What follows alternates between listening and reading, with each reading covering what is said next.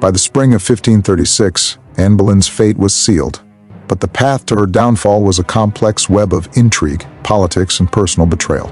Let's rewind and explore what really happened in those final, harrowing weeks. Anne had always been a woman of sharp wit and intelligence, admired and feared in equal measure. She was not merely a consort, but a political figure in her own right, outspoken, reform-minded, and fiercely protective of her daughter, the young Elizabeth. She had been the catalyst for England's break from Rome, a queen forged in controversy and crowned in defiance. But as her inability to produce a male heir became painfully clear, Henry VIII's patience wore thin. The king, who had once been utterly enamored, now sought to remove her from his life and his throne. Behind the scenes, Thomas Cromwell, Henry's chief minister, orchestrated a plan. Cromwell had once allied with Anne to promote religious reform, but by 1536, their interests diverged sharply. Anne opposed some of his economic policies, particularly the ruthless dissolution of the monasteries. Cromwell, a master of political manipulation, realized that removing Anne would consolidate his own power and please the increasingly disillusioned king. He assembled a series of accusations that shocked even the hardened courtiers: adultery, incest, and high treason. The charges alleged that Anne had consorted with multiple men, including her own brother, George Boleyn. Such accusations were both scandalous and deadly. They struck at the heart of royal legitimacy and moral order. But historians today widely agree that these charges were fabricated or grossly exaggerated. They served a political purpose, to justify the king's desire to remarry and to silence Anne's influence. Even Eustace Chapuis, the imperial ambassador and no friend to Anne, found the allegations dubious. The arrests came swiftly. One by one, the supposed lovers were seized: poet Thomas Wyatt, court musician Mark Smeaton, noblemen such as Henry Norris, William Brereton, and Francis Weston. Under torture or threat, some confessed, though inconsistently. Mark Smeaton, a commoner, broke first, possibly under duress. The others maintained their innocence. Anne herself was arrested on May 2, 1536, while watching a tennis match. She was taken by barge to the Tower of London, the same place she had entered triumphantly before her coronation, only 3 years earlier. There, she would await judgment. Locked in the same royal apartments where she had once prepared for her coronation, she now prepared for her death. Despite the shock and humiliation, Anne remained composed, speaking calmly to her guards and maintaining a regal presence even in disgrace. The trial itself was a tragic spectacle. Held in the Tower, it was little more than a formality.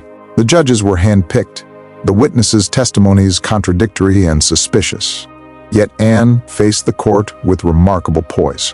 Witnesses noted her calm demeanor and sharp responses. Her words carried the weight of a woman who knew she was facing injustice, but refused to submit.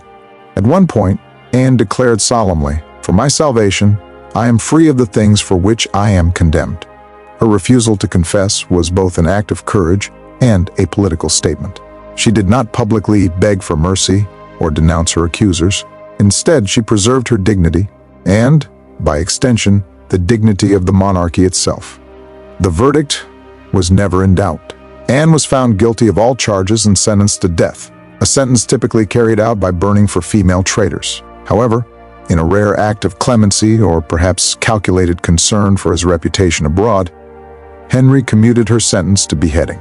He summoned a French executioner renowned for his skill with the sword, promising Anne a swift and relatively painless death. On the morning of May 19, 1536, Anne was informed that her execution would be delayed until noon. This cruel postponement tore at her psyche. She had already mentally prepared for death. During those extra hours, she devoted herself to prayer and spiritual reflection. Eyewitnesses later recounted how she took communion, repeatedly paused to pray, and murmured, "Lord, have mercy on me." In one poignant moment, she swore on the sacred host that she had never betrayed the king. As the noon hour approached, Anne bade farewell to her ladies-in-waiting, giving each a small keepsake, a prayer book, a handkerchief, a piece of jewelry, as a tangible reminder of her presence and legacy. With a final haunting question, she asked, "Remember me and how I end?" The crowd gathered at the tower was smaller than expected, numbering around 1,000, a mixture of curious onlookers, nobles, and officials. An unusual hush fell over them as Anne appeared, dressed in gray and crimson, walking with the regal dignity that had defined her queenship. Most removed their hats in respect, a silent acknowledgement of the queen's tragic fate. Anne was granted permission to make a final speech. She spoke with clarity and grace, addressing the crowd as good Christians, affirming her acceptance of the law, and emphasizing that she came to accuse no one. Her words reflected a political mastery. Rather than condemn her enemies or proclaim her innocence outright, she positioned herself as a loyal subject who accepted the king's judgment. She prayed openly for Henry's welfare, calling him a gentle and merciful prince, revealing the complexity of their relationship, love, power, and betrayal intertwined. After her speech, Anne removed her mantle and cap, handing them to her ladies, a poignant gesture symbolizing the end of her royal status.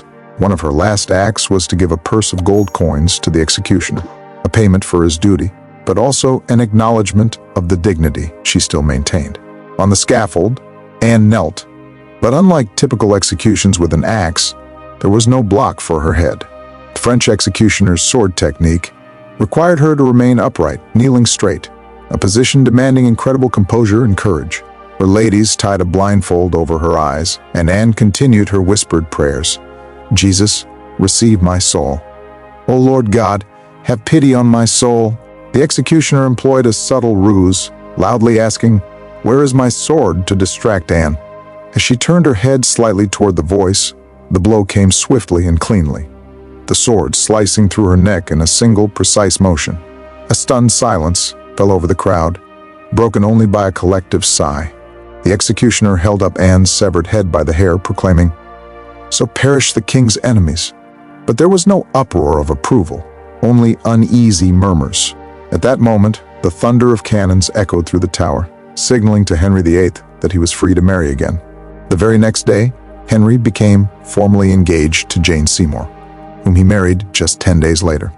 Anne's body was hastily collected by her loyal ladies and placed in an empty arrow chest. No coffin was provided. She was buried in an unmarked grave beneath the chapel of St. Peter ad Vincula inside the tower, a stark and humble resting place for a former queen. Despite the indignity of her burial, her ladies took great care in preparing her body, wrapping her in linen and laying her gently to rest.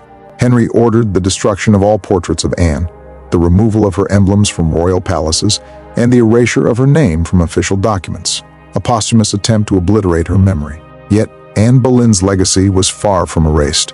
Her daughter Elizabeth would ascend the throne 23 years later, becoming one of England's greatest monarchs, Queen Elizabeth I, the Virgin Queen. Elizabeth consciously honored her mother's memory, adopting Anne's white falcon emblem and embodying the resilience and intelligence that defined Anne's life. During her reign, Elizabeth never married, perhaps reflecting her mother's tragic fate and the dangers of courtly love.